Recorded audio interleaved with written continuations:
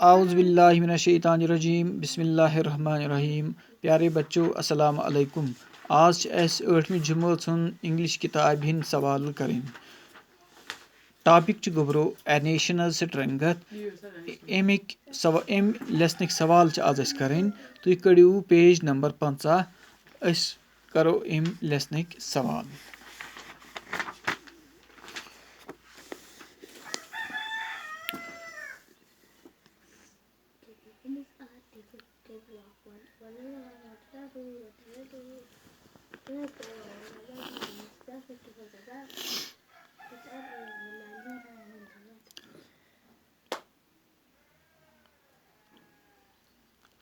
हेरकन गोडनेथ word दित ग्लोजरी। डिफे गो गोबरो मुकाबल करुन। ब्याक फोज वना दुश्मनस। पत थ्रांग गो गोबरो बीड। पत शेफ्टस गो गोबरो बली। पत रस्ट गो गोबरो जंग। पत डिके गो गुलना। पत गोबरो तम पत प्राइड गो गरूर।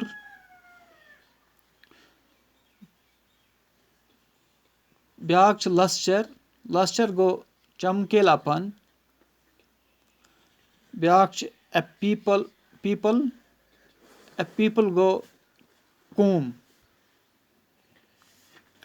ब्याक डेयर गो हिम्मत करना। बेच फ्लाई गो बाग जाना या वनोस उड़ जाना। अम पत गोबरो अस निम लेसनिक सवाल करें। Thinking about the poem. Question number 1. In the first stanza, the poet wonders about certain things. What are they? Amuk answer chu. In stanza first, the poet wonders how a nation achieves greatness, how it builds its foundation, and how it fights with its enemy. Tempach Gobro question number 2.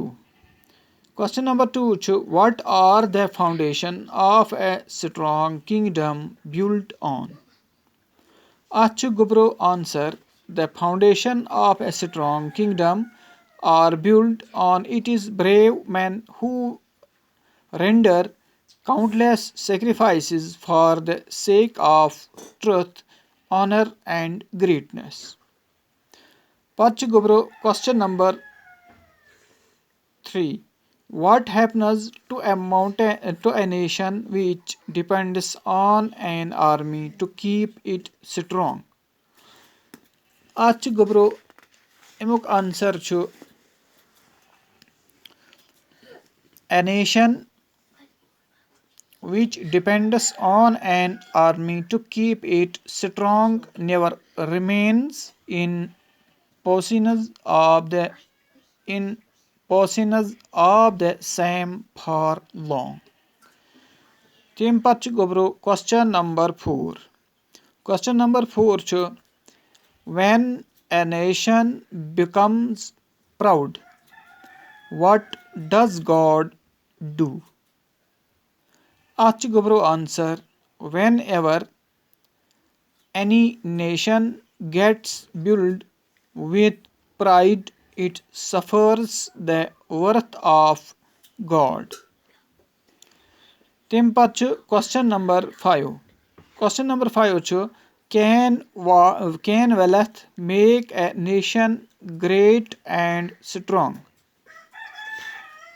Amuk answer chu.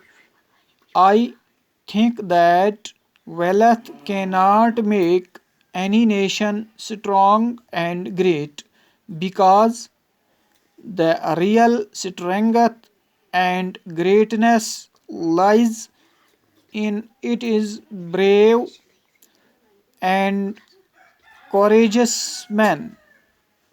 تمہِ پتہٕ چھُ گوٚبرو question number 6. Question number 6 چھُ what can the brave do?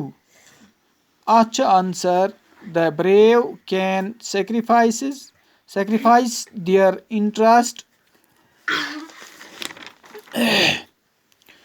in the larger interest of their nation because they do not care about their personal loss. تمہِ پتہٕ چھُ گوٚبرو question number 7. Question number 7 چھُ explain the following lines.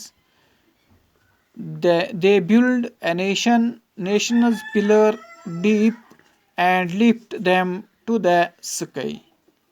اَتھ چھُ answer the brave men lay the foundation of their nation very deep and take the same to the highest point of glory through their countless sacrifice.